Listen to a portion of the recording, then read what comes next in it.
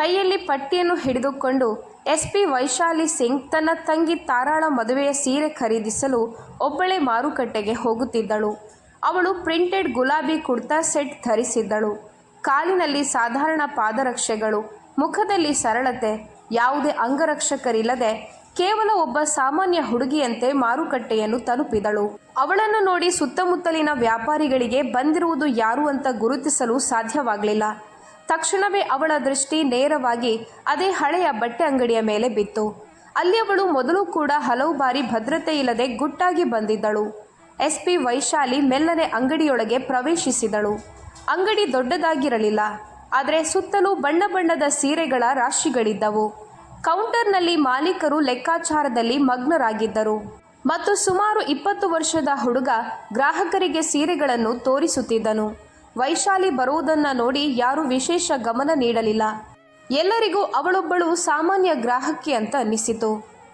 ಅವಳು ಕೌಂಟರ್ ಬಳಿ ಹೋಗಿ ನಿಂತು ಹುಡುಗನಿಗೆ ಹೇಳಿದಳು, ಅಣ್ಣ, ನನ್ನ ತಂಗಿಯ ಮದುವೆ ಇದೆ.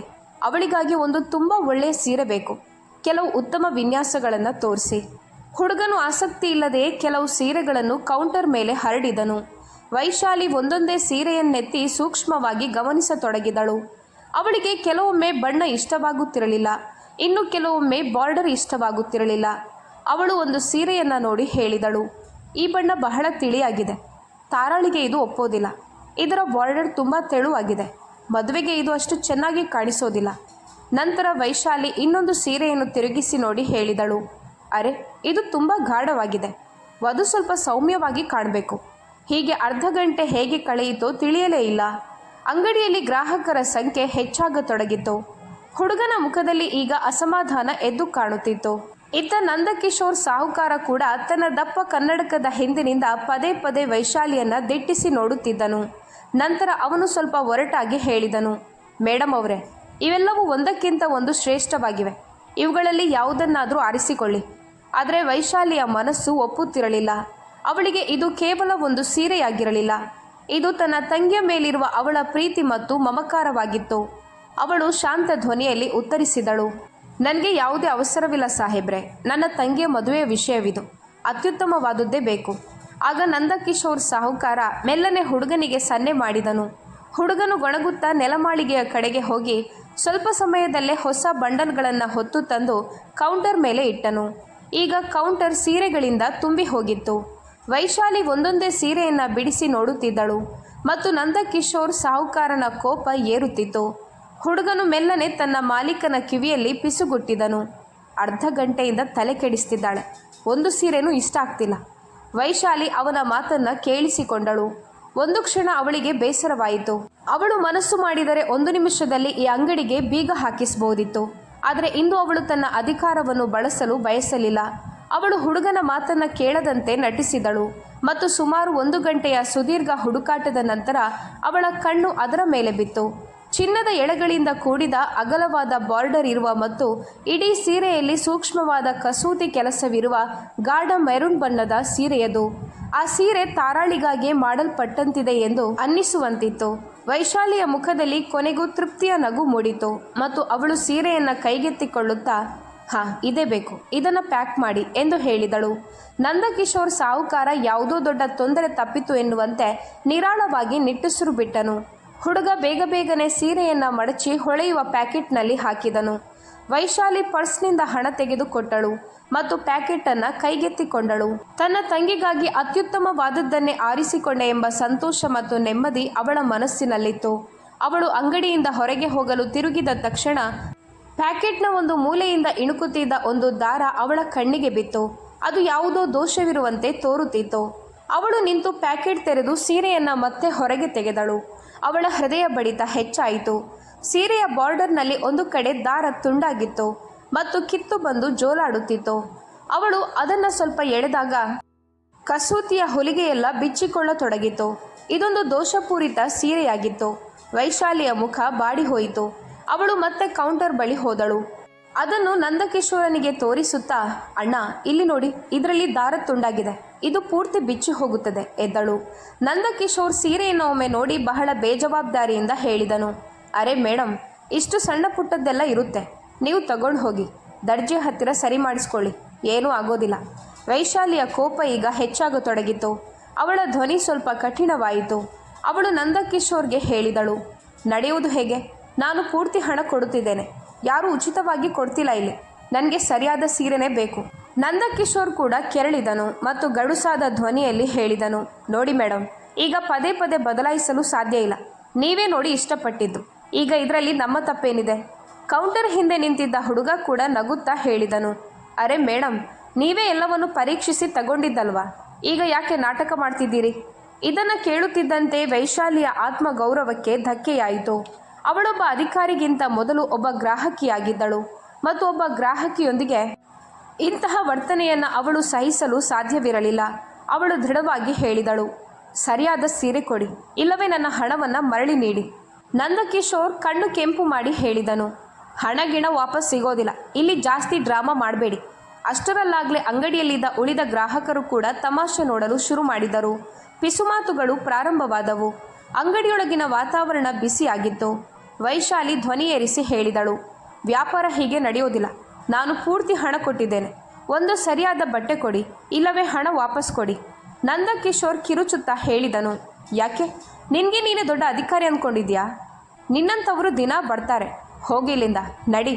ಇದನ್ನು ಕೇಳಿದ ತಕ್ಷಣ ವೈಶಾಲಿ ಕೋಪದಿಂದ ಸೀರೆಯ ಪ್ಯಾಕೆಟನ್ನು ಕೌಂಟರ್ ಮೇಲೆ ಎಸೆದಳು. ಜನಸಂದಣಿ ಈಗ ಇನ್ನೂ ಹೆಚ್ಚಾಯಿತು. ಹುಡುಗ ಹಿಂದಿನಿಂದ ಮತ್ತೊಂದು ಮಾತಿನ ಬಾಣ ಬಿಟ್ಟನು. ಈಗ ಇವರ ಡ್ರಾಮಾ ಶುರುವಾಯಿತು. ವೈಶಾಲಿ ಅವನನ್ನು ದಿಟ್ಟಿಸಿ ನೋಡಿದಳು. ಅವಳ ಕಣ್ಣಿನಲ್ಲಿ ಎಂತಹ ಕಠಿಣತೆ ಇತ್ತೆಂದರೆ ಅದು ದೊಡ್ಡ ದೊಡ್ಡ ಅಪರಾಧಿಗಳನ್ನು ಸುಮ್ಮನಿರಿಸುವಂತಿತ್ತು. ಆದರೆ ಇಲ್ಲಿ ಅವಳನ್ನು ಗುರುತಿಸುವವರು ಯಾರೂ ಇರಲಿಲ್ಲ. ನಂದಕಿಶೋರ್ ಕೋಪದಿಂದ ತನ್ನ ಜೇಬಿನಿಂದ ಮೊಬೈಲ್ ತೆಗೆದು ಕಿರುಚುತ್ತಾ ಹೇಳಿದನು, ಹೆಚ್ಚು ರಾಧಾಂತ ಮಾಡಬೇಡಿ, ಇಲ್ಲದಿದ್ದರೆ ಈಗಲೇ ಪೊಲೀಸ್ಗೆ ಫೋನ್ ಮಾಡುತ್ತೇನೆ. ಅಬ್ಬರ ತೋರಿಸೋದು ಹೇಗೆ ಅಂತ ಅವರು ನಿಮಗೆ ಕಲಿಸ್ತಾರೆ. ವೈಶಾಲಿಯ ಮುಖದಲ್ಲಿ ಒಂದು ವ್ಯಂಗ್ಯದ ನಗು ಮೂಡಿತು. ಸರಿ ಮಾಡು, ಪೊಲೀಸ್ನವರನ್ನು ಕರೆಸು. ನಿನ್ನ ಪೊಲೀಸರು ಏನು ಮಾಡುತ್ತಾರೆಂದು ನಾವು ನೋಡೋಣ. ನಂದಕಿಶೋರ್ ಸಾಹುಗೆ ಅವಳು ಹೆದರುತ್ತಿಲ್ಲ ಅಂತ ಅನ್ನಿಸಿತು. ಅವನು ತಕ್ಷಣ ಪೊಲೀಸ್ ಠಾಣೆಯ ನಂಬರ್ಗೆ ಫೋನ್ ಮಾಡಿ ಸ್ಪೀಕರ್ ಮೇಲೆ ಹಾಕಿದನು. ಹಲೋ ಇನ್ಸ್ಪೆಕ್ಟರ್ ಸಾಹೇಬ್ರೆ, ನಾನು ನಂದಕಿಶೋರ್ ಸೀರೆ ಭಂಡಾರದಿಂದ ಮಾತನಾಡುತ್ತಿದ್ದೇನೆ. ಇಲ್ಲಿ ಒಬ್ಬಳು ಹೆಂಗಸು ಸುಮ್ಮನೆ ಜಗಳ ಮಾಡ್ತಿದ್ದಾಳೆ. ಅಂಗಡಿಯಲ್ಲಿ ಗದ್ದಲ ಎಬ್ಬಿಸಿದ್ದಾಳೆ. ಬೇಗ ಯಾರನ್ನಾದರೂ ಕಳಿಸಿ. ಫೋನ್ ಮಾಡುತ್ತಿದ್ದಂತೆ ಜನರ ನಡುವೆ ಪಿಸುಮಾತು ಜೋರಾಯಿತು. ಅರೆ, ಇವನು ಪೊಲೀಸನ್ನೇ ಕರೆಸಿಬಿಟ್ನಲ್ಲ. ವೈಶಾಲಿ ಏನನ್ನೂ ಹೇಳಲಿಲ್ಲ. ಅವಳು ಪಕ್ಕದಲ್ಲಿದ್ದ ಒಂದು ಹಳೆಯ ಕಬ್ಬಿಣದ ಕುರ್ಚಿಯನ್ನು ಎಳೆದುಕೊಂಡು ಅಂಗಡಿಯ ಬಾಗಿಲ ಬಳಿ ಹೋಗಿ ಕುಳಿತುಕೊಂಡಳು. ಅವಳು ಆಕಾಶದ ಕಡೆಗೆ ನೋಡಿದಳು ಮತ್ತು ಒಂದು ಕ್ಷಣ ಅವಳಿಗೆ ತಾರಾಳ ಮುಖ ನೆನಪಾಯಿತು.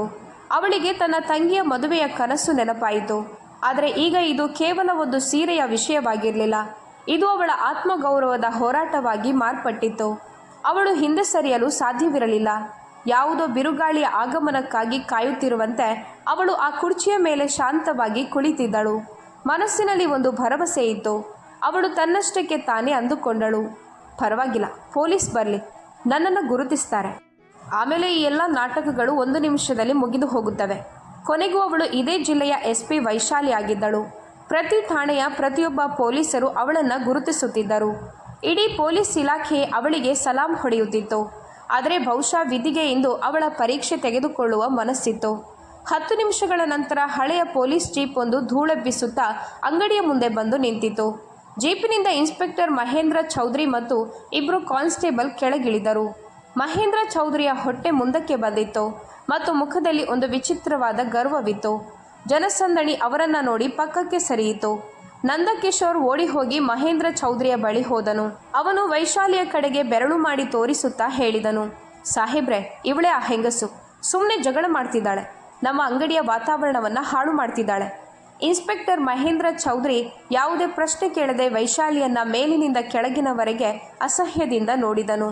ವೈಶಾಲಿ ಇನ್ನೂ ಕುರ್ಚಿಯ ಮೇಲೆ ಕುಳಿತಿದ್ದಳು. ಅವಳ ಮುಖದಲ್ಲಿ ಆಯಾಸವಿತ್ತು. ಆದರೆ ಈಗ ಎಲ್ಲವೂ ಸರಿಯಾಗುತ್ತದೆ ಎಂಬ ಒಂದು ನಿರೀಕ್ಷೆ ಕಣ್ಣುಗಳಲ್ಲಿತ್ತು. ಆಗ ಮಹೇಂದ್ರ ಚೌಧರಿ ಗರ್ಜಿಸುತ್ತಾ ಕೇಳಿದನು, ಯಾರು ನೀನು? ಏನು ತಮಾಷೆ ಮಾಡ್ತಿದ್ಯಾ ಇಲ್ಲಿ? ವೈಶಾಲಿ ಶಾಂತವಾಗಿ ಉತ್ತರಿಸಿದಳು, ಮರ್ಯಾದೆಯಿಂದ ಮಾತನಾಡಿ. ನಂತರ ಅವಳು ಹೇಳಿದಳು, ನಾನು ವೈಶಾಲಿ ಸಿಂಗ್. ಮಹೇಂದ್ರ ಚೌಧರಿ ಸೊಕ್ಕಿನಿಂದ ಹೇಳಿದನು, ವೈಶಾಲಿ ಸಿಂಗ್ ಆಗಿದ್ರೆ ಏನಂತೆ? ಯಾವುದಾದ್ರೂ ರಾಣಿ ಮನೆತನದವಳ? ವೈಶಾಲಿ ಏನೋ ಹೇಳಲು ಹೊರಟಾಗ ಮಹೇಂದ್ರ ಚೌಧರಿ ಮಧ್ಯದಲ್ಲೇ ಮಾತು ಕತ್ತರಿಸಿ ಹೇಳಿದನು, ಅಂಗಡಿಯಲ್ಲಿ ಗಲಾಟೆ ಮಾಡಲು ನಿನಗೆ ಲೈಸೆನ್ಸ್ ಸಿಕ್ಕಿದ್ಯಾ ಹೇಗೆ? ವೈಶಾಲಿ ದೀರ್ಘವಾದ ನಿಟ್ಟುಸಿರು ಬಿಟ್ಟಳು. ಬಹುಶಃ ನೀನು ಯಾರ ಜೊತೆ ಮಾತನಾಡ್ತಿದ್ಯಾ ಅಂತ ನಿನಗೆ ತಿಳಿದಿಲ್ಲ ಅನಿಸುತ್ತದೆ. ಮಹೇಂದ್ರ ಚೌಧರಿ ಜೋರಾಗಿ ನಕ್ಕನು. ಹಾಂ ಗೊತ್ತು. ಈಗ ಎಲ್ರಿಗೂ ತಾಯಿ ಆಗ್ತೀಯ ನೀನು. ಅಷ್ಟೊಂದು ಸೊಕ್ಕು ತೋರಿಸ್ಬೇಡ. ನೇರವಾಗಿ ಪೊಲೀಸ್ ಠಾಣೆಗೆ ನಡಿ. ಅಲ್ಲಿ ನಿನ್ನ ಎಲ್ಲ ಸೊಕ್ಕನ್ನು ಇಳಿಸುತ್ತೇನೆ. ಒಬ್ಬ ಪೇದೆ ಮುಂದೆ ಬಂದು ವೈಶಾಲಿಯ ಕೈ ಹಿಡಿಯಲು ಮುಂದಾದನು. ವೈಶಾಲಿ ಅವನನ್ನು ದಿಟ್ಟಿಸಿ ನೋಡಿದಾಗ ಅವನು ಒಂದು ಕ್ಷಣ ಹಿಂಜರಿದನು. ಇದನ್ನು ನೋಡಿದ ಜನಸಂದಣಿಯಲ್ಲಿದ್ದ ಮಹಿಳೆಯರು ಪಿಸುಗುಟ್ಟತೊಡಗಿದರು. ಇವಳು ಒಳ್ಳೆಯ ಮನೆಯವಳಂತೆ ಕಾಣುತ್ತಾಳೆ, ಆದರೆ ದೊಡ್ಡ ಜಗಳ ಗಂಟಿರಬೇಕು. ತಕ್ಷಣವೇ ನಂದಕಿಶೋರ್ ಸಾಹು ಇನ್ಸ್ಪೆಕ್ಟರ್ ಮಹೇಂದ್ರ ಚೌಧರಿಯ ಹೆಗಲು ಹಿಡಿದು ಮೆಲ್ಲನೆ ಅಂಗಡಿಯೊಳಗೆ ಕರೆದುಕೊಂಡು ಹೋದನು. ಕೌಂಟರ್ನ ಹಿಂಭಾಗಕ್ಕೆ ಕರೆದೊಯ್ದು ಅವನು ತನ್ನ ಜೇಬಿನಿಂದ ಕೆಲವು ನೋಟುಗಳನ್ನು ತೆಗೆದು ಮಹೇಂದ್ರ ಚೌಧರಿಯ ಜೇಬಿಗೆ ತುರುಕಿಸಿದನು. ಸಾಹೇಬ್ರೆ, ಇವಳನ್ನು ಇಲ್ಲಿಂದ ಕರೆದುಕೊಂಡು ಹೋಗಿಬಿಡಿ ಎಂದು ಅವನು ಪಿಸುಗುಟ್ಟಿದನು. ಇವಳು ನಮ್ಮ ವ್ಯವಹಾರವನ್ನು ಹಾಳು ಮಾಡುತ್ತಿದ್ದಾಳೆ. ಏನೇ ಖರ್ಚು ವೆಚ್ಚಗಳಿದ್ದರೂ ನಾನು ನೋಡಿಕೊಳ್ಳುತ್ತೇನೆ ಎಂದು ಅವನು ಪಿಸುಗುಟ್ಟಿದನು. ಇನ್ಸ್ಪೆಕ್ಟರ್ ಮಹೇಂದ್ರ ಚೌಧರಿ ನೋಟುಗಳ ಮೇಲೆ ಒಮ್ಮೆ ಕಣ್ಣಾಡಿಸಿದನು. ಅವನ ತುಟಿಗಳ ಮೇಲೆ ಒಂದು ಕೆಟ್ಟ ನಗು ಮೂಡಿತು. ಲಂಚದ ಬಿಸಿಯು ಅವನ ಸೊಕ್ಕನ್ನು ಇನ್ನಷ್ಟು ಹೆಚ್ಚಿಸಿತು. ಅವನು ಜನಸಂದಣಿಯತ್ತ ನೋಡುತ್ತಾ ಹೊರಬಂದನು. ವೈಶಾಲಿ ಈಗಲೂ ಅದೇ ಕುರ್ಚಿಯ ಮೇಲೆ ಕುಳಿತಿದ್ದಳು. ಅವಳು ಯೋಚಿಸುತ್ತಿದ್ದಳು, ಇಷ್ಟರಲ್ಲಾಗಲೇ ಇವನು ನನ್ನನ್ನು ಗುರುತಿಸಿರಬೇಕು, ಈಗ ಈ ನಾಟಕ ಕೊನೆಗೊಳ್ಳುತ್ತದೆ ಎಂದು. ಆದರೆ ಮಹೇಂದ್ರ ಚೌಧರಿ ಪೇದೆಗಳಿಗೆ ಸನ್ನೆ ಮಾಡಿದನು. ಈ ಬಾರಿ ಇಬ್ಬರು ಪೇದೆಗಳು ಮುಂದೆ ಬಂದು ವೈಶಾಲಿಯ ಎರಡೂ ತೋಳುಗಳನ್ನು ಗಟ್ಟಿಯಾಗಿ ಹಿಡಿದುಕೊಂಡರು. ವೈಶಾಲಿ ಬೆಚ್ಚಿ ಬಿದ್ದಳು. ಇದೇನು ಅಸಭ್ಯ ವರ್ತನೆ, ನನ್ನ ಮಾತನ್ನಂತೂ ಕೇಳಿಸಿಕೊಳ್ಳಿ ಎಂದಳು. ಮಹೇಂದ್ರ ಚೌಧರಿ ಸಿಳ್ಳೆ ಹಾಕುತ್ತಾ ಜೀಪಿನ ಕಡೆಗೆ ಕೈ ತೋರಿಸಿ ಹೇಳಿದನು, ನೀನು ತುಂಬ ಮಾತನಾಡಿದ್ದಾಯಿತು. ಈಗ ಠಾಣೆಗೆ ನಡಿ. ಯಾರು ಎಂತಹ ದೊಡ್ಡ ಅಧಿಕಾರಿ ಎಂಬುದು ಅಲ್ಲಿಯೇ ತಿಳಿಯುತ್ತದೆ. ಜನಸಂದಣಿಯಲ್ಲಿದ್ದ ಯಾರೋ ಒಬ್ಬರು ಹೀಯಾಳಿಸಿದರು.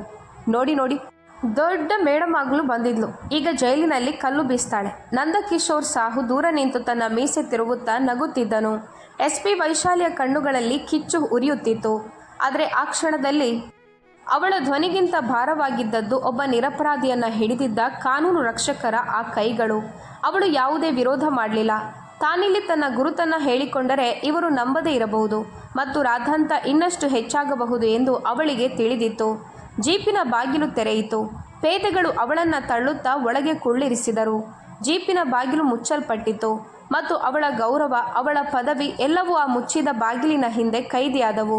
ಗಾಡಿ ಗಲ್ಲಿಯಿಂದ ಹೊರಬರುತ್ತಿದ್ದಂತೆಯೇ ನಂದಕಿಶೋರ್ ಸಾಹು ನೆಮ್ಮದಿಯ ನಿಟ್ಟುಸಿರು ಬಿಟ್ಟು ತನ್ನ ಅಂಗಡಿಯ ಶಟರ್ ಎಳೆದುಕೊಂಡನು.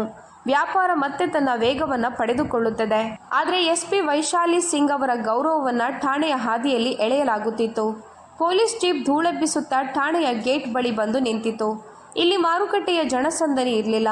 ಕೇವಲ ಕೆಲವು ಅಪರಾಧಿಗಳ ಸಂಬಂಧಿಕರು ಮತ್ತು ಪೊಲೀಸರಿದ್ದರು. ವಾತಾವರಣದಲ್ಲಿ ಒಂದು ವಿಚಿತ್ರವಾದ ಬೇಸರ ಮತ್ತು ಮೌನವಿತ್ತು. ಮಹೇಂದ್ರ ಚೌಧರಿ ಜೀಪಿನಿಂದ ಇಳಿದು ಸಿಗರೇಟ್ ಹಚ್ಚಿ ಸೇದಲಾರಂಭಿಸಿದನು. ಪೇದೆ ಜೀಪಿನ ಬಾಗಿಲು ತೆರೆದು ವೈಶಾಲಿಯನ್ನು ಹೊರಕ್ಕೆ ಎಳೆದು ತಂದನು. ಆದರೆ ವೈಶಾಲಿ ಮೌನವಾಗಿದ್ದಳು. ಯಾವುದೇ ವಾದವಿಲ್ಲ, ಯಾವುದೇ ಹಲುಬುವಿಕೆ ಇಲ್ಲ. ಅವಳ ನೇರ ದೃಷ್ಟಿ ಮಹೇಂದ್ರ ಚೌಧರಿಯ ಮುಖದ ಮೇಲಿತ್ತು. ಆದರೆ ಲಂಚ ಮತ್ತು ಅಹಂಕಾರದಲ್ಲಿ ಮುಳುಗಿದ್ದ ಆ ಮಹೇಂದ್ರ ಚೌಧರಿಗೆ ಏನೂ ಅರ್ಥವಾಗುತ್ತಿರಲಿಲ್ಲ. ಮಹೇಂದ್ರ ಚೌಧರಿ ಅವಳನ್ನು ತಳ್ಳುತ್ತಾ ಹೇಳಿದನು, ಕರೆದುಕೊಂಡು ಹೋಗಿ ಠಾಣೆಯೊಳಗೆ. ಠಾಣೆಯ ಒಳಗಡೆ ಹೆಡ್ ಕಾನ್ಸ್ಟೇಬಲ್ ಒಬ್ಬ ಕುಳಿತು ಫೈಲ್ಗಳನ್ನು ತಿರುಗಿಸುತ್ತಿದ್ದನು. ಅವನು ಕೇಳಿದನು, ಸಾಹೇಬ್ರೆ, ಯಾರೀ ಹುಡುಗಿ? ಮಹೇಂದ್ರ ಚೌಧರಿ ಗರ್ವದಿಂದ ಹೇಳಿದನು, ಇವಳು ದೊಡ್ಡ ತೋಪು ಅಂತ ಓಡಾಡ್ತಿದ್ಲು. ಒಬ್ಬ ವ್ಯಾಪಾರಿಯ ಜೊತೆ ಜಗಳವಾಡ್ತಿದ್ಲು. ಇಂಥ ಜನರೇ ನಗರದಲ್ಲಿ ಗಲಭೆಗಳನ್ನು ಮಾಡಿಸ್ತಾರೆ. ಇವಳನ್ನು ಒಳಗೆ ಹಾಕಿ, ಎಲ್ಲ ಸೊಕ್ಕು ಇಳಿಯುತ್ತದೆ. ವೈಶಾಲಿ ಕೊನೆಯ ಬಾರಿ ಪ್ರಯತ್ನಿಸಿದಳು. ನಾನು ವೈಶಾಲಿ ಸಿಂಗ್. ಹೆಡ್ ಕಾನ್ಸ್ಟೇಬಲ್ ಮಧ್ಯದಲ್ಲೇ ತಡೆದನು. ಹೆಸರು ವಿಳಾಸವನ್ನು ಆಮೇಲೆ ಕಾಗದದಲ್ಲಿ ಬರೆದುಕೊಳ್ಳೋಣ ಮೇಡಮ್, ಮೊದಲು ಒಳಗೆ ನಡೆಯಿರಿ. ಒಬ್ಬ ಸಿಪಾಯಿ ಕಬ್ಬಿಣದ ಭಾರವಾದ ಗೇಟ್ ತೆರೆದು ಅವಳನ್ನು ಶೆಲ್ ಒಳಗೆ ಹಾಕಿದನು. ಒಳಗಡೆ ತೇವಭರಿತ ಜೈಲಿತ್ತು. ಗೋಡೆಗಳ ಬಣ್ಣ ಕಿತ್ತು ಬರುತ್ತಿತ್ತು ಮತ್ತು ಗಾಳಿಯಲ್ಲಿ ಒಂದು ವಿಚಿತ್ರವಾದ ದುರ್ನಾತವಿತ್ತು. ಒಂದು ಮೂಲೆಯಲ್ಲಿ ಮುರಿದ ಮಂಚ ಬಿದ್ದಿತ್ತು. ವೈಶಾಲಿ ದೀರ್ಘವಾದ ನಿಟ್ಟುಸಿರು ಬಿಟ್ಟಳು. ಕೆಲವು ದಿನಗಳ ಹಿಂದಷ್ಟೇ ಅವಳು ಇದೇ ಜೈಲನ್ನು ತಪಾಸಣೆ ಮಾಡಿದ್ದಳು. ಇಂದು ಅವಳೇ ಅದರಲ್ಲಿ ಒಬ್ಬ ಕೈದಿಯಾಗಿ ನಿಂತಿದ್ದಳು. ಮಹೇಂದ್ರ ಚೌಧರಿ ಹೊರಗಿನಿಂದ ಬೀಗ ಹಾಕಿ ಜೋರಾಗಿ ನಗುತ್ತಾ ಹೇಳಿದನು, ಈಗ ಆಗು ದೊಡ್ಡ ಅಧಿಕಾರಿ. ಪೇದೆ ಗೋಡೆಗಳ ಮೇಲೆ ವೈಶಾಲಿಯ ಮುಖದ ನೆರಳು ನಡುಗುತ್ತಿತ್ತು ಮತ್ತು ಅವಳು ಮನಸ್ಸಿನಲ್ಲಿ ಯೋಚಿಸುತ್ತಿದ್ದಳು, ಈ ಜನರು ಎಷ್ಟು ಕೆಳಮಟ್ಟಕ್ಕೆ ಇಳಿದಿದ್ದಾರೆ. ಇವರಿಗೆ ಶಿಕ್ಷೆಯನ್ನು ಖಂಡಿತ ನೀಡುತ್ತೇನೆ. ಸತ್ಯ ಮತ್ತು ಸುಳ್ಳಿನ ನಡುವಿನ ವ್ಯತ್ಯಾಸ ತಿಳಿಯದಂಥ ನ್ಯಾಯವಿದು. ಅವಳು ಇಷ್ಟನ್ನು ಯೋಚಿಸುತ್ತಿದ್ದಾಗಲೇ ಅದೇ ಠಾಣೆಯಲ್ಲಿ ಪೇದೆ ಹೊರಗಿನ ಹಳೆಯ ಮರದ ಕುರ್ಚಿಯ ಮೇಲೆ ಇನ್ನೊಬ್ಬ ಅಧಿಕಾರಿ ಕುಳಿತಿದ್ದನು. ಅವನ ಹೆಸರು ಅಭಿಷೇಕ್ ಮಿಶ್ರಾ. ವಯಸ್ಸು ಹೆಚ್ಚಿರಲಿಲ್ಲ, ಆದರೆ ಅವನು ತನ್ನ ಕೆಲಸದಲ್ಲಿ ಬಹಳ ಪ್ರಾಮಾಣಿಕ ಮತ್ತು ಚುರುಕಂತ ಹೆಸರಾಗಿದ್ದನು. ಅವನು ಒಂದು ಕೇಸ್ ಫೈಲ್ ನೋಡುತ್ತಿದ್ದನು. ಆಗ ಜೀಪ್ ಬಂದ ಸದ್ದು, ಗೇಟ್ ಶಬ್ದ ಮತ್ತು ಬೀಗ ಹಾಕಿದ ಸದ್ದು ಅವನಿಗೆ ಕೇಳಿಸಿತು. ಅಭಿಷೇಕ್ ಮಿಶ್ರಾ ತಲೆ ಎತ್ತಿ ನೋಡಿದನು. ಅವನ ದೃಷ್ಟಿ ಸರಳುಗಳ ಹಿಂದೆ ಹೋಯಿತು. ಒಳಗೆ ಕೆಂಪು ಸೂಟು ಧರಿಸಿದ ಮಹಿಳೆಯೊಬ್ಬಳು ಸುಮ್ಮನೆ ನೆಲದ ಮೇಲೆ ಕುಳಿತಿದ್ದಳು. ಆದರೆ ಅವಳ ಮುಖದಲ್ಲಿ ಯಾವುದೇ ಭಯ ಅಥವಾ ನಡುಕವಿರಲಿಲ್ಲ. ಅವಳಲ್ಲಿ ಯಾವುದೇ ಆತಂಕವಿರಲಿಲ್ಲ. ಅದೇ ಶಾಂತಿ, ಅದೇ ತೇಜಸ್ಸು, ಅದೇ ಘನತೆ. ಇದನ್ನು ಅವನು ಜಿಲ್ಲೆಯ ದೊಡ್ಡ ದೊಡ್ಡ ಸಭೆಗಳಲ್ಲಿ ಹಲವು ಬಾರಿ ನೋಡಿದ್ದನು. ಅವನು ತನ್ನ ಫೈಲ್ ಮುಚ್ಚಿದನು. ಒಂದು ವಿಚಿತ್ರವಾದ ಅಸಹನೆ ಅವನನ್ನು ಬಂದಿಖಾನೆಯತ್ತ ಸೆಳೆಯಿತು. ಅವನು ಹತ್ತಿರ ಹೋಗಿ ಸಣ್ಣ ಕಿಟಕಿಯಿಂದ ಒಳಗೆ ಇಣುಕಿ ನೋಡಿದನು. ಒಂದು ಕ್ಷಣ ಅವನ ತಲೆ ಕಿರಿಕಿರಿಗೊಂಡಿತು. ಅರೆ, ಇದು ಎಂದು ಅವನ ಬಾಯಿಂದ ಇಷ್ಟೇ ಹೊರಬಂತು. ಅವನು ಹತ್ತಿರ ನಿಂತಿದ್ದ ಒಬ್ಬ ಪೇದೆಗೆ ಸನ್ನೆ ಮಾಡಿದನು. ಯಾರಿವರು? ಯಾವ ಕೇಸಿನ ಮೇಲೆ ಕರೆತಂದಿದ್ದೀರಿ? ಪೇದೆ ನಗುತ್ತಾ ಇಡೀ ಕಥೆಯನ್ನು ಹೇಳಿದನು. ಸಾಹೇಬ್ರೆ, ಒಬ್ಬ ವ್ಯಾಪಾರಿಯ ಜೊತೆ ಜಗಳವಾಡ್ತಿದ್ರು. ಇನ್ಸ್ಪೆಕ್ಟರ್ ಮಹೇಂದ್ರ ಚೌಧರಿ ಸಾಹೇಬ್ರು ಹಿಡಿದು ತಂದರು. ದೊಡ್ಡ ಅಧಿಕಾರಿ ಅಂತ ಹೇಳಿಕೊಳ್ತಿದ್ರು ಅಂತ ಹೇಳ್ತಿದ್ರು. ಅಭಿಷೇಕ್ ಅವನ ಮಾತಿಗೆ ಗಮನ ಕೊಡಲಿಲ್ಲ. ಅವನ ಕಣ್ಣುಗಳು ನೇರವಾಗಿ ಒಳಗೆ ನೋಡುತ್ತಿದ್ದವು. ಆಗ ಒಳಗೆ ಕುಳಿತಿದ್ದ ವೈಶಾಲಿ ಕೂಡ ಕಣ್ಣೆತ್ತಿ ಅವನನ್ನು ನೋಡಿದಳು. ಒಂದು ಕ್ಷಣ ಇಬ್ಬರ ಕಣ್ಣುಗಳು ಸಂಧಿಸಿದವು ಮತ್ತು ಮುಂದಿನ ಕ್ಷಣವೇ ಅಭಿಷೇಕ್ನ ರಕ್ತ ಹೆಪ್ಪುಗಟ್ಟಿದಂತಾಯಿತು. ಎಷ್ಟು ದೊಡ್ಡ ಬಿರುಗಾಳಿ ಬಂದಿದೆ ಎಂಬುದು ಅವನಿಗೆ ಅರ್ಥವಾಯಿತು. ಇವಳು ಸಾಮಾನ್ಯ ಮಹಿಳೆಯಲ್ಲ, ಇಡೀ ಜಿಲ್ಲೆಯ ASP ವೈಶಾಲಿ ಸಿಂಗ್. ಅವನು ಪೇದೆಯ ಮೇಲೆ ಗುಡುಗಿದನು. ಇದು ಯಾವುದೇ ತಮಾಷೆಯಲ್ಲ, ಗೇಟ್ ತೆರೆ ಬೇಗ, ಪೇದೆ ಗಾಬರಿಯಾಗಿ ಹೇಳಿದನು. ಆದರೆ ಇನ್ಸ್ಪೆಕ್ಟರ್ ಮಹೇಂದ್ರ ಚೌಧರಿ ಸಾಹೇಬರು ಬೇಡ ಎಂದಿದ್ದಾರೆ. ಅಭಿಷೇಕ್ನ ಧ್ವನಿ ಇಡೀ ಠಾಣೆಯಲ್ಲಿ ಪ್ರತಿಧ್ವನಿಸಿತು. ನಾನು ಹೇಳ್ತಿದ್ದೀನಿ, ಗೇಟ್ ತೆರೆ. ಇವರು ಇಡೀ ಜಿಲ್ಲೆಯ SP ವೈಶಾಲಿ ಸಿಂಗ್. ನಿನ್ನಂಥ 50 ಮಂದಿ ಮಹೇಂದ್ರ ಚೌಧರಿಗಳು ಸೇರಿದ್ರೂ ಇವರ ಕೂದಲನ್ನು ಅಲುಗಾಡಿಸಲು ಸಾಧ್ಯವಿಲ್ಲ. ಇದನ್ನು ಕೇಳುತ್ತಿದ್ದಂತೆಯೇ ಪೇದೆಯ ಕೈಕಾಲುಗಳು ನಡುಗತೊಡಗಿದವು. ಅವನು ನಡುಗುವ ಕೈಗಳಿಂದ ಕೀಲಿ ತೆಗೆದು ಬೀಗಕ್ಕೆ ಹಾಕಿದನು. ಬೀಗ ತೆರೆಯಿತು. ಅಡ್ಡಿ ನಿವಾರಣೆಯಾಯಿತು. ಅಭಿಷೇಕ್ ಬಂದಿಖಾನೆ ಸರಳುಗಳ ಆಚೆ ನಿಂತಿದ್ದ SP ವೈಶಾಲಿ ಸಿಂಗ್ ಅವರಿಗೆ ಪೂರ್ಣ ಶಕ್ತಿಯಿಂದ ಸೆಲ್ಯೂಟ್ ಹೊಡೆದನು. ಅವನ ಧ್ವನಿಯಲ್ಲಿ ಪಶ್ಚಾತ್ತಾಪ ಮತ್ತು ಗೌರವ ಎರಡೂ ಇತ್ತು. ಮೇಡಮ್, ಕ್ಷಮಿಸಿಬಿಡಿ, ನಮ್ಮಿಂದ ಬಹಳ ದೊಡ್ಡ ತಪ್ಪಾಗಿದೆ. ನಾನೀಗಲೇ ಈ ತಪ್ಪನ್ನು ಸರಿಪಡಿಸುತ್ತೇನೆ. ಕೆಲವು ಸಮಯದ ಹಿಂದೆ ವೈಶಾಲಿಯ ಗುರುತನ್ನು ಅಳಿಸುತ್ತಿದ್ದ ಬಂದಿಖಾನೆಯ ಅದೇ ಗೋಡೆಗಳು ಈಗ ಸತ್ಯವು ಪೂರ್ಣ ಗೌರವದೊಂದಿಗೆ ಹೊರಬರುವುದನ್ನು ನೋಡುತ್ತಿದ್ದವು. ಬಂದಿಖಾನೆಯ ಬೀಗ ತೆರೆಯುತ್ತಿದ್ದಂತೆಯೇ SP ವೈಶಾಲಿ ಸಿಂಗ್ ಹೊರಬಂದರು. ಅವರ ಮುಖ ಶಾಂತವಾಗಿತ್ತು, ಆದರೆ ಕಣ್ಣುಗಳಲ್ಲಿ ಒಂದು ಬಿರುಗಾಳಿ ಅಡಗಿತ್ತು. ಅಭಿಷೇಕ್ ಆ ಇಬ್ಬರು ಪೇದೆಗಳ ಮತ್ತು ಹೆಡ್ ಕಾನ್ಸ್ಟೇಬಲ್ ಅನ್ನು ತೀವ್ರವಾಗಿ ತರಾಟೆಗೆ ತೆಗೆದುಕೊಂಡನು. ಬಂದಿಯಾಗಿದ್ದ ಮಹಿಳೆ ಸಾಮಾನ್ಯ ಮಹಿಳೆಯಲ್ಲ, ಬದಲಾಗಿ ಇಡೀ ಜಿಲ್ಲೆಯ SP ವೈಶಾಲಿ ಸಿಂಗ್ ಎಂಬ ಸುದ್ದಿ ಠಾಣೆಯಿಂದ ಹೊರಬರುತ್ತಿದ್ದಂತೆಯೇ ಮಹೇಂದ್ರ ಚೌಧರಿಯ ಎದೆ ನಡುಗಿತು. ಅವನ ಮುಖ ಬೆಳಿಚಿಕೊಂಡಿತು. ಹಣೆಯ ಮೇಲೆ ಬೆವರಿನ ಹನಿಗಳು ಮೂಡಿದವು. ಅಲ್ಲಿಯವರೆಗೆ ಅವನು ತನ್ನ ಶೌರ್ಯ ಮತ್ತು ಸೊಕ್ಕನ್ನು ತೋರಿಸುತ್ತಿದ್ದನು, ಆದರೆ ಈಗ ಅವನ ಕಾಲುಗಳು ನಡುಗುತ್ತಿದ್ದವು. ಅವನು ಅತೀವ ವೇಗವಾಗಿ ಠಾಣೆಯತ್ತ ಓಡಿ ಬಂದನು. ಮೆಟ್ಟಿಲು ಹತ್ತುವಾಗ ಅವನ ಕಾಲುಗಳು ಜಾರುತ್ತಿದ್ದವು. ಉಸಿರಾಟ ತೀವ್ರವಾಗಿತ್ತು. ಕೋಣೆಯ ಬಾಗಿಲು ತೆರೆದಾಗ ಎದುರಿಗೆ ಅದೇ ದೃಶ್ಯವಿತ್ತು. ಬಂದಿಖಾನೆ ತೆರೆಯಲ್ಪಟ್ಟಿತ್ತು. ASP ವೈಶಾಲಿ ಸರಳುಗಳಿಂದ ಹೊರಬಂದಿದ್ದರು. ಸುತ್ತಲೂ ಪೊಲೀಸರು ಯಾವುದೋ ಅಪರಾಧಕ್ಕೆ ಸಾಕ್ಷಿಗಳಂತೆ ಮೌನವಾಗಿ ನಿಂತಿದ್ದರು. ಮಹೇಂದ್ರ ಚೌಧರಿ ವೈಶಾಲಿಯನ್ನು ನೋಡಿದ ತಕ್ಷಣ ಅವನ ಕಣ್ಣುಗಳಲ್ಲಿ ಭೀತಿ ಆವರಿಸಿತು. ಅವನು ಓಡಿ ಬಂದು ಅವರ ಪಾದಗಳಿಗೆ ಬಿದ್ದನು. ಕ್ಷಮಿಸಿಬಿಡಿ ಮೇಡಮ್, ನನ್ನಿಂದ ಬಹಳ ದೊಡ್ಡ ತಪ್ಪಾಗಿದೆ. ನಾನು ನಿಮ್ಮನ್ನು ಗುರುತಿಸಲು ಸಾಧ್ಯವಾಗಲಿಲ್ಲ. ನೀವು ಬೇಕಾದರೆ ಯಾವುದೇ ಶಿಕ್ಷೆ ನೀಡಿ, ನಾನು ಅನುಭವಿಸುತ್ತೇನೆ. ದಯವಿಟ್ಟು ನನ್ನ ಮೇಲೆ ಕರುಣೆ ತೋರಿಸಿ. ಅವನ ಧ್ವನಿ ನಡುಗುತ್ತಿತ್ತು. ಕೈ ಮುಗಿದು ಬೇಡಿಕೊಳ್ಳುತ್ತಿದ್ದನು. ಇಡೀ ಠಾಣೆಯಲ್ಲಿ ಅವನ ಅಸಹಾಯಕ ಧ್ವನಿ ಮಾತ್ರ ಪ್ರತಿಧ್ವನಿಸುತ್ತಿತ್ತು. ಆದರೆ ವೈಶಾಲಿಯ ಮುಖ ಶಾಂತವಾಗಿತ್ತು. ಅವರ ಕಣ್ಣುಗಳಲ್ಲಿ ಕೋಪಕ್ಕಿಂತ ಹೆಚ್ಚಾಗಿ ಒಂದು ತಣ್ಣನೆಯ ಶಕ್ತಿ ಇತ್ತು. ಆ ಶಕ್ತಿಯು ಅಪರಾಧಿಯನ್ನು ಕರಗಿಸುವಂತಿತ್ತು. ಅವರು ಮೆಲ್ಲನೆ ಹೆಜ್ಜೆ ಹಿಂದಕ್ಕೆ ತೆಗೆದರು. ಅವನತ್ತ ನೋಡಿ ಕಠಿಣ ಧ್ವನಿಯಲ್ಲಿ ಹೇಳಿದರು, ಬೇಡೋದ್ರಿಂದ ನಿನ್ನ ತಪ್ಪು ಕ್ಷಮಿಸಲ್ಪಡುತ್ತದೆ ಅಂತ ನೀನು ಭಾವಿಸಿದ್ಯಾ? ನೆನಪಿಟ್ಟುಕೋ, ಈ ಕುರ್ಚಿ ಲಂಚ ಮತ್ತು ಭಯದಿಂದ ಉಳಿಸಿಕೊಳ್ಳುವ ವ್ಯಾಪಾರವಲ್ಲ. ಇದು ಜವಾಬ್ದಾರಿ, ಮತ್ತು ನೀನು ಆ ಜವಾಬ್ದಾರಿಯನ್ನು ಹಣ ಮತ್ತು ಸುಳ್ಳು ಅಹಂಕಾರದ ಕೆಳಗೆ ತುಳಿದು ಹಾಕಿದೆಯಾ? ಮಹೇಂದ್ರ ಚೌಧರಿ ಅಳುತ್ತಾ ಹೇಳಿದನು. ಮೇಡಮ್, ದಯ ತೋರಿಸಿ. ಮನೆಯವರು, ಮಕ್ಕಳೆಲ್ಲ ಹಸಿವಿನಿಂದ ಸಾಯ್ತಾರೆ. ನನ್ನ ಹೆಂಡತಿಯ ಮೇಲೆ ಪ್ರಮಾಣ ಮಾಡುತ್ತೇನೆ, ಇನ್ನು ಮುಂದೆ ಎಂದಿಗೂ ಇಂತಹ ತಪ್ಪು ಮಾಡೋದಿಲ್ಲ. ವೈಶಾಲಿ ಅವನ ಮಾತನ್ನು ಮಧ್ಯದಲ್ಲೇ ತಡೆದರು. ಅವರ ಧ್ವನಿ ಇಡೀ ಠಾಣೆಯಲ್ಲಿ ಗುಡುಗಿನಂತೆ ಕೇಳಿಸಿತು. ಸಾಕು, ನಿನ್ನ ಈ ನಾಟಕವನ್ನು ನಾನಿನ್ನು ಮುಂದೆ ಕೇಳಿಸಿಕೊಳ್ಳೋದಿಲ್ಲ. ನನ್ನನ್ನು ಒಬ್ಬ ಸಾಮಾನ್ಯ ಮಹಿಳೆ ಅಂತ ತಿಳಿದು ನೀನು ಹೇಗೆ ದುರ್ವರ್ತನೆ ತೋರಿದೆಯೋ ಹಾಗೆ ನೀನಿನ್ನು ಎಷ್ಟು ಜನರೊಂದಿಗೆ ಹೀಗೆ ಮಾಡಿರ್ಬೋದು. ನೀನು ಕ್ಷಮೆಗೆ ಅರ್ಹನಲ್ಲ. ಇಂದಿನಿಂದ ನೀನು ಸಸ್ಪೆಂಡ್ ಆಗಿದ್ಯಾ. SP ವೈಶಾಲಿಯ ಈ ಮಾತನ್ನು ಕೇಳಿದ ತಕ್ಷಣ ಇಡೀ ಠಾಣೆ ಸ್ತಬ್ಧವಾಯಿತು. ಮಹೇಂದ್ರ ಚೌಧರಿ ಅಲ್ಲೇ ನೆಲದ ಮೇಲೆ ಬಿದ್ದನು. ತಲೆ ಹಿಡಿದು ಬಿಕ್ಕಳಿಸತೊಡಗಿದನು. ಅವನ ತುಟಿಗಳು ನಡುಗುತ್ತಿದ್ದವು. ಆದರೆ ಈಗ ಅವನ ಬಳಿ ಯಾವುದೇ ವಾದಗಳಿರಲಿಲ್ಲ. ಅಭಿಷೇಕ್ ತಕ್ಷಣವೇ ರಿಪೋರ್ಟ್ ಸಿದ್ಧಪಡಿಸಿದನು. ಸಸ್ಪೆನ್ಷನ್ ಆದೇಶ ಬರೆದು ಆ ಮಹೇಂದ್ರ ಚೌಧರಿಯನ್ನ ಅಲ್ಲೇ ಇದ್ದ ಪೊಲೀಸ್ ಜೀಪಿನಲ್ಲಿ ಕುಳ್ಳಿರಿಸಿ ಲೈನ್ ಹಾಜರು ಮಾಡಿಸಿದನು. ಈಗ ಅವನ ಸೊಕ್ಕು ಮಣ್ಣು ಪಾಲಾಗಿತ್ತು. ಮರುದಿನವೇ ಆ ಬಟ್ಟೆ ವ್ಯಾಪಾರಿ ನಂದಕಿಶೋರ್ ಸಾಹುಗೆ ಕೂಡ ನೋಟಿಸ್ ಕಳುಹಿಸಲಾಯಿತು. ಗ್ರಾಹಕರಿಗೆ ವಂಚನೆ, ಸುಳ್ಳು ಕೇಸ್ ದಾಖಲಿಸುವುದು ಮತ್ತು ಆಡಳಿತದ ಕೆಲಸಕ್ಕೆ ಅಡ್ಡಿಪಡಿಸಿದ್ದಕ್ಕಾಗಿ ಅವನ ಅಂಗಡಿಯ ಪರವಾನಗಿಯನ್ನು ರದ್ದುಗೊಳಿಸುವ ಪ್ರಕ್ರಿಯೆ ಆರಂಭವಾಯಿತು. ರಾತ್ರಿ ಬಹಳವಾಗಿತ್ತು. ಆದರೆ ವೈಶಾಲಿ ಒಂದು ಕ್ಷಣವೂ ವಿಶ್ರಾಂತಿ ಪಡೆಯಲಿಲ್ಲ.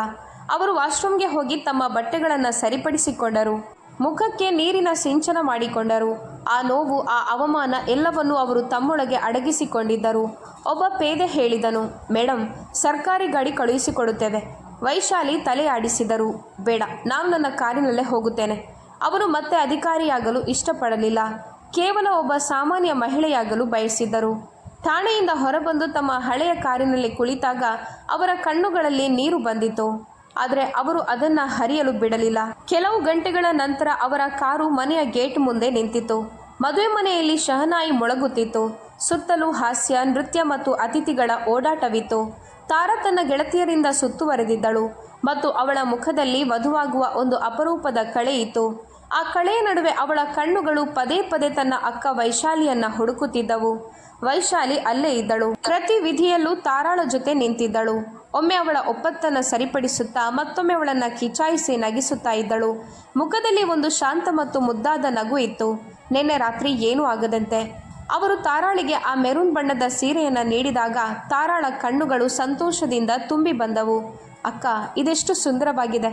ನನಗಾಗಿ ನೀವು ಅತ್ಯುತ್ತಮವಾದುದನ್ನೇ ಆರಿಸಿದ್ದೀರಿ. ವೈಶಾಲಿ ಕೇವಲ ನಗುತ್ತಾ ಹೇಳಿದಳು. ಅರೆ ಹುಚ್ಚಿ, ನಿನಗಾಗಿ ಪ್ರಾಣವನ್ನೇ ಕೊಡುತ್ತೇನೆ.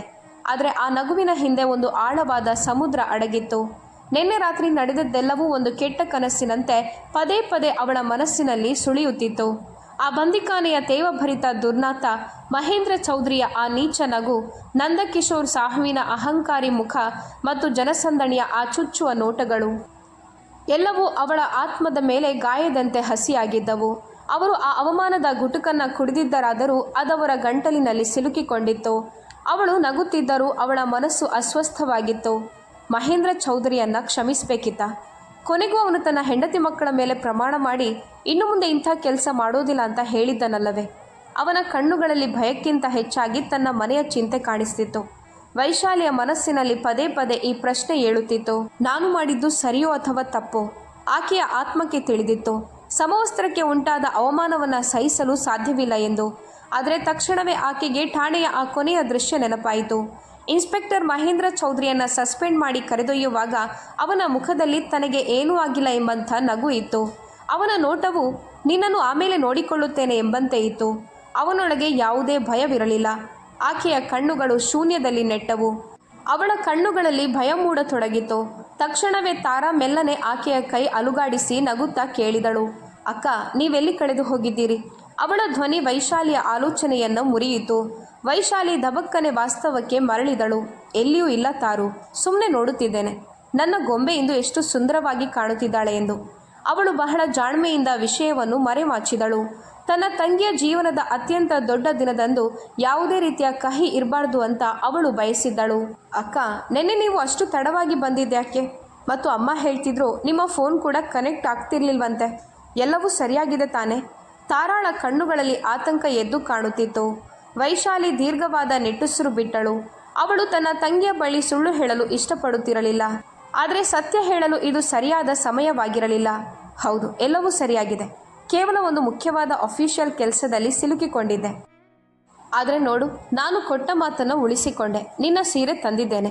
ರಾತ್ರಿ ಎಲ್ಲರೂ ಸಂಗೀತ ಮತ್ತು ನೃತ್ಯದಲ್ಲಿ ಮುಳುಗಿದ್ದಾಗ ವೈಶಾಲಿ ಒಬ್ಳೆ ಟೆರೇಸ್ ಮೇಲೆ ಹೋದಳು. ತಣ್ಣನೆಯ ಗಾಳಿಯ ನಡುವೆ ಅವಳು ಅಭಿಷೇಕ್ಗೆ ಫೋನ್ ಮಾಡಿ ಹೇಳಿದಳು, ನನಗೆ ದರೋಗ್ದಾರ್ ಮಹೇಂದ್ರ ಚೌಧರಿ ಮತ್ತು ವ್ಯಾಪಾರಿ ನಂದಕಿಶೋರ್ ಸಾಹುವಿನ ಪೂರ್ಣ ಮಾಹಿತಿ ಬೇಕು. ಅಭಿಷೇಕ್ ಭರವಸೆ ನೀಡಿದನು. ಬೆಳಗ್ಗೆಯೊಳಗೆ ವರದಿ ನೀಡುತ್ತೇನೆ. ಮರುದಿನ ಹಳದಿ ಶಾಸ್ತ್ರದ ನಡುವೆ ಫೋನ್ ಬಂದಿತು. ಅಭಿಷೇಕ್ ತಿಳಿಸಿದನು, ನಂದಕಿಶೋರ್ ಸಾಹುವಿನ ಹಲವಾರು ವಂಚನೆ ಪ್ರಕರಣಗಳನ್ನು ಮುಚ್ಚಿ ಹಾಕಲಾಗಿದೆ ಮತ್ತು ಇನ್ಸ್ಪೆಕ್ಟರ್ ಮಹೇಂದ್ರ ಚೌಧರಿ MLA ರಘುವೀರ್ ತಿವಾರಿಯ ಆಪ್ತ ವ್ಯಕ್ತಿ. ಅಕ್ರಮ ಮದ್ಯ, ಭೂಕಬಳಿಕೆ, ವಸೂಲಿ ಎಲ್ಲವನ್ನು ಅವನಿಗಾಗಿ ಮಾಡುತ್ತಾನೆ. ವೈಶಾಲಿ ಎಲ್ಲವನ್ನೂ ಲೆಕ್ಕ ಹಾಕಿದಳು. ಹಾಗಾದರೆ ನಂದಕಿಶೋರ್ ಸಾಹು ಕೂಡ ಅದೇ ಜಾಲದ ಒಂದು ಭಾಗವಾಗಿದ್ದನು. ಸಂಜೆಯಾಗುತ್ತಿದ್ದಂತೆ ಮದುವೆಯ ಸಂಭ್ರಮದ ಮೇಲೆ ಇದ್ದಕ್ಕಿದ್ದಂತೆ ಕಾರ್ಮೋಡ ಕವಿಯಿತು. ಜೀಪ್ನಿಂದ ಕೆಲವು ಗೂಂಡಾಗಳು ಜಿಗಿದರು ಮತ್ತು ಪೆಂಡಾಲ್ನ ಹೊರಗೆ ಭೀತಿಯ ಬಿರುಗಾಳಿ ಎದ್ದಿತು. ಅವರ ನಾಯಕ ಬಲರಾಮ್ ಕಿರುಚುತ್ತಾ ಮದುವೆ ನಿಲ್ಲಿಸಲು ಹೇಳಿದನು. ನಿಲ್ಲಿಸಿ ಮದುವೆಯನ್ನು. ಅವನ ಧ್ವನಿಯಲ್ಲಿ ಎಂತಹ ಕಹಿ ಇತ್ತೆಂದರೆ ಸಂಗೀತ ತಕ್ಷಣವೇ ನಿಂತು ಹೋಯಿತು. ಇಡೀ ಪೆಂಡಾಲ್ನಲ್ಲಿ ಸ್ತಬ್ಧತೆ ಆವರಿಸಿತು. ಅವನು ಎಲ್ಲರ ಮುಂದೆ ತಾರಾಳ ಮೇಲೆ ಆರೋಪ ಹೊರಿಸಿದನು. ಅವಳು ತನ್ನ ಸಹೋದರ ಟಿಂಕುವಿನಿಂದ 50 ಲಕ್ಷ ಸಾಲ ಪಡೆದಿದ್ದಾಳೆ ಎಂದು ಮತ್ತು ಈಗ ಆ ಹಣವನ್ನು ಮರಳಿ ನೀಡದೆ ಮದುವೆಯಾಗಿ ಓಡಿ ಹೋಗಲು ಬಯಸಿದ್ದಾಳೆ ಎಂದು.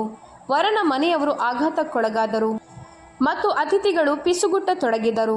ಸ್ವಲ್ಪ ಸಮಯದ ಹಿಂದೆ ಯಾರ ಮೇಲೆ ಸಂತೋಷದ ಹೂಗಳನ್ನು ಸುರಿಸಲಾಗುತ್ತಿತ್ತೋ ಈಗ ಅಂತಹ ತಾರಾಳ ಮೇಲೆ ಸುಳ್ಳು ಆರೋಪಗಳ ಕೆಸರನ್ನು ಎರಚಲಾಗುತ್ತಿತ್ತು. ಅವಳು ಬಿಕ್ಕಿ ಬಿಕ್ಕಿ ಅಳತೊಡಗಿದಳು. ವೈಶಾಲಿಯ ರಕ್ತ ಕುದಿಯಿತು. ಇದು ರಘುವೀರ್ ತಿವಾರಿಯ ನೀಚ ಸಂಚು ಎಂದು ಅವಳಿಗೆ ತಿಳಿದಿತ್ತು. ಅವಳನ್ನು ಮತ್ತು ಅವಳ ಕುಟುಂಬವನ್ನು ಅವಮಾನಿಸುವ ಮಾರ್ಗವಿದು. ಅವಳು ಹೆಣ್ಣು ಹುಲಿಯಂತೆ ಮುಂದೆ ಬಂದಳು. ಅವಳ ಕಣ್ಣುಗಳಲ್ಲಿ ಭಯವಾಗಲಿ ಆತಂಕವಾಗಲಿ ಇರಲಿಲ್ಲ, ಕೇವಲ ತಣ್ಣನೆಯ ಕೋಪವಿತ್ತು. ನಿನ್ನ ಬಳಿ ಏನು ಸಾಕ್ಷಿ ಇದೆ? ಅವಳ ಧ್ವನಿ ಶಾಂತವಾಗಿತ್ತಾದರೂ ಎಷ್ಟು ಹರಿತವಾಗಿತ್ತೆಂದರೆ ಬಲರಾಮ್ ಕೂಡ ಒಂದು ಕ್ಷಣ ತಬ್ಬಿಬಾದನು. ಬಲರಾಮ್ ಕೆಲವು ನಕಲಿ ಸ್ಟ್ಯಾಂಪ್ ಪೇಪರ್ಗಳನ್ನು ಗಾಳಿಯಲ್ಲಿ ಅಲುಗಾಡಿಸಿದನು.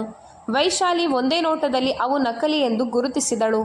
ಸರಿ, ಹಾಗಾದರೆ ನಿನ್ನ ಟಿಂಕುವಿನ ನಂಬರ್ ಕೊಡು, ನಾನೀಗಲೇ ಅವನೊಂದಿಗೆ ಮಾತನಾಡುತ್ತೇನೆ. ಇದನ್ನು ಕೇಳಿದ ಗೂಂಡಾಗಳು ಗಾಬರಿಯಾದರು. ಅವನು ಊರಿನಿಂದ ಹೊರಗಿದ್ದಾನೆ. ಹಾಗಾದರೆ ಈ ಕಸದ ತುಂಡುಗಳನ್ನು ನನಗೆ ತೋರಿಸಬೇಡ. ವೈಶಾಲಿ ಕಾಗದಗಳನ್ನು ಕಸಿದುಕೊಂಡು ಅವನ ಮುಖದ ಮೇಲೆ ಎಸೆದಳು. ಈಗ ನಿನ್ನ ಮುಂದೆ 2 ದಾರಿಗಳಿವೆ. ಇಲ್ಲವೇ ಸುಮ್ಮನೆ ಇಲ್ಲಿಂದ ಹೊರಟು ಹೋಗು, ಅಥವಾ ನಾನೀಗಲೇ ಫೋರ್ಸ್ ಕರೆಸಿ ವಂಚನೆ, ಮಾನಹಾನಿ ಮತ್ತು ಒಬ್ಬ ಸರ್ಕಾರಿ ಸೇವಕನ ಕುಟುಂಬಕ್ಕೆ ಬೆದರಿಕೆ ಹಾಕಿದ ಅಪರಾಧಕ್ಕಾಗಿ ನಿಮ್ಮನ್ನೆಲ್ಲ ಒಳಗೆ ಹಾಕಿಸ್ತೇನೆ. ಪಬ್ಲಿಕ್ ಸರ್ವೆಂಟ್ ಎಂಬ ಹೆಸರು ಕೇಳುತ್ತಿದ್ದಂತೆಯೇ ಗೂಂಡಾಗಳ ಎದೆ ನಡುಗಿತು. ತಾವು ಯಾರ ಜೊತೆ ಜಗಳವಾಡುತ್ತಿದ್ದೇವೆ ಎಂಬ ಅರಿವು ಅವರಿಗಿರಲಿಲ್ಲ. 10 ಸೆಕೆಂಡ್ಗಳ ಒಳಗಾಗಿ ಅವರೆಲ್ಲರೂ ಬಾಲ ಮುದುರಿಕೊಂಡು ಓಡಿ ಹೋದರು. ವಾತಾವರಣವು ತಿಳಿಯಾಯಿತಾದರೂ ಸಂಭ್ರಮದ ಕಳೆ ಕುಂದಿತ್ತು. ವೈಶಾಲಿ ವರನ ತಂದೆಯ ಬಳಿ ಕೈ ಮುಗಿದು ಕ್ಷಮೆ ಯಾಚಿಸಿದರು ಮತ್ತು ತಮ್ಮ ತಂಗಿ ನಿರಪರಾಧಿ ಎಂದು ಅವರಿಗೆ ಭರವಸೆ ನೀಡಿದರು. ಈ ಸಂಚಿನ ಮೂಲವನ್ನು ಪತ್ತೆ ಹಚ್ಚುವುದಾಗಿ ಅವರು ಭರವಸೆ ನೀಡಿದರು. ರಘುವೀರ್ ತಿವಾರಿ ತನ್ನ ತಂಗಿಯ ಗೌರವದ ಮೇಲೆ ಕೈ ಹಾಕಿ ತನ್ನ ವಿನಾಶಕ್ಕೆ ಆಹ್ವಾನ ನೀಡಿದ್ದಾನೆ ಎಂದು ವೈಶಾಲಿ ಅಂದು ನಿರ್ಧರಿಸಿದಳು. ತಾರಾಳ ಬೀಳ್ಕೊಡುಗೆಯ ನಂತರ ಮನೆಯ ಮೌನ ವೈಶಾಲಿಯ ಕೋಪವನ್ನು ಇನ್ನಷ್ಟು ಹೆಚ್ಚಿಸುತ್ತಿತ್ತು.